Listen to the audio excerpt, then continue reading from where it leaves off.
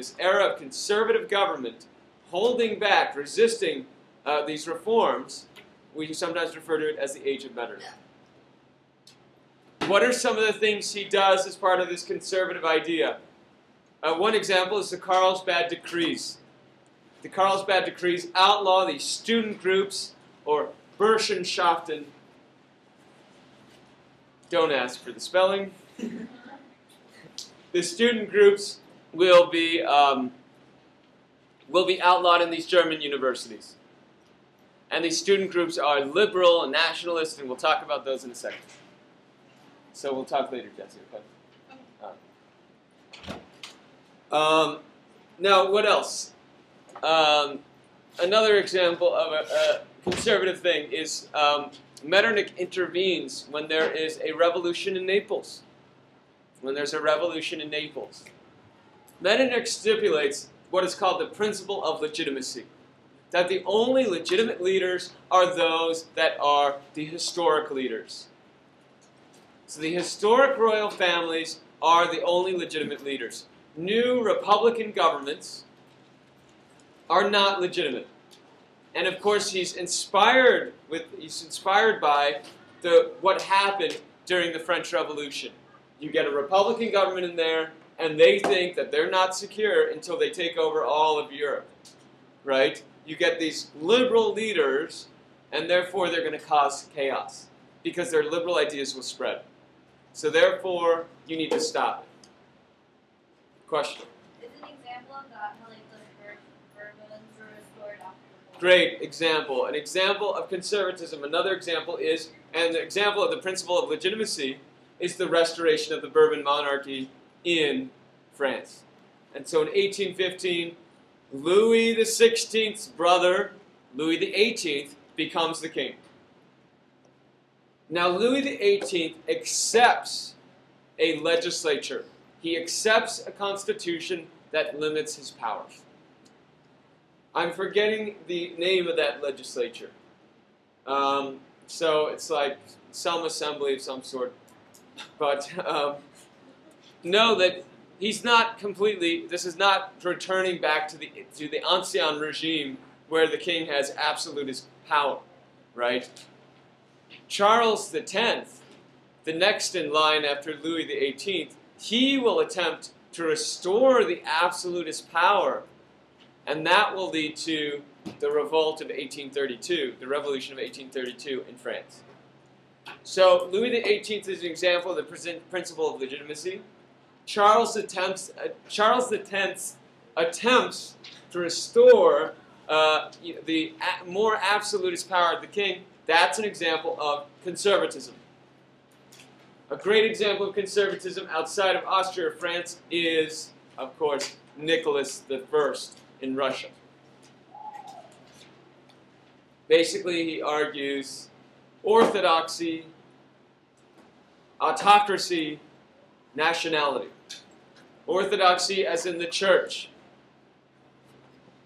Autocracy as in one king, ruled by one.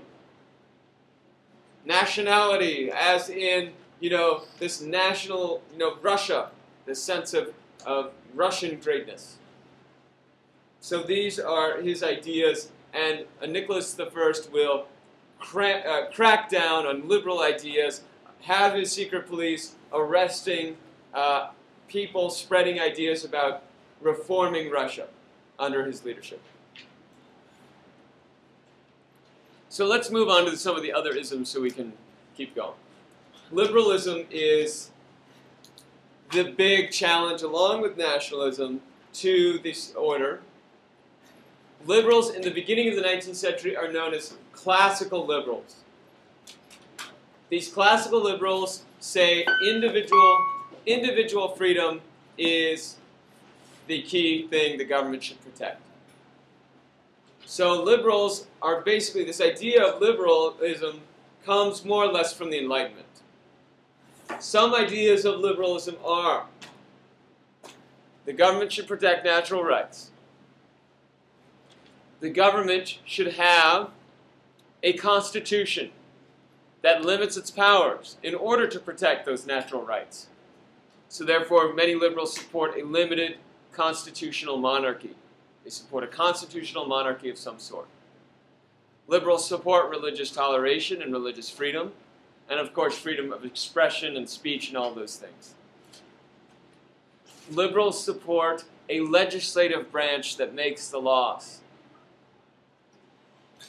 This legislative branch is not elected by everyone, but elected by those people that are educated and are well off. Those people that have a stake in society's success. In other words, if you're poor, you have nothing to lose by having dramatic change. But if you're a well-off person, you have something to lose by going in a radical direction. So you're going to be smarter when it comes to planning and voting and things like that. So the liberals are mainly from the bourgeoisie class. And it's not surprising that they think that basically the people that should vote are members of the bourgeoisie class. And so other liberal ideas, of course, coming from the bourgeoisie class, the economic liberals believe that there should be a laissez-faire capitalist system. A capitalist system in which individuals can buy, sell, trade, invest, free of government interference. Yes? So, are economic liberals also classical liberals? Yes, yes, yes. Classical liberals refers to this sort of pure early liberalism. What we see is that the term liberalism in America today means people that are certainly not classical liberals. So we use that word classical liberalism to refer to this early 19th century liberalism. And what we see is that liberalism will gradually change through the 19th into the 20th century, and it will embrace a much more active government that's not focused primarily or firstly on individual rights, but it's also focused on doing things that are in the interests of the people, including a more active government that does things in the interests of the people. So classical liberals, this is the word to refer to liberalism in its sort of infant state here. But remember, liberalism is just a term that codifies all of those Enlightenment ideas that we saw from the earlier century and puts it in one word. So, of course, an example of a liberal would be, Adam Smith and his laissez-faire ideas. Classical liberal economists include those like Thomas Malthus, who argues in his essay on the principles of population that, well, people have a lot of children, and the population outpaces the food supply, therefore there's a lot of hungry people. And David Ricardo, who also writes his Iron Law of Wages, that, there's a lot of workers, therefore we'll have low wages.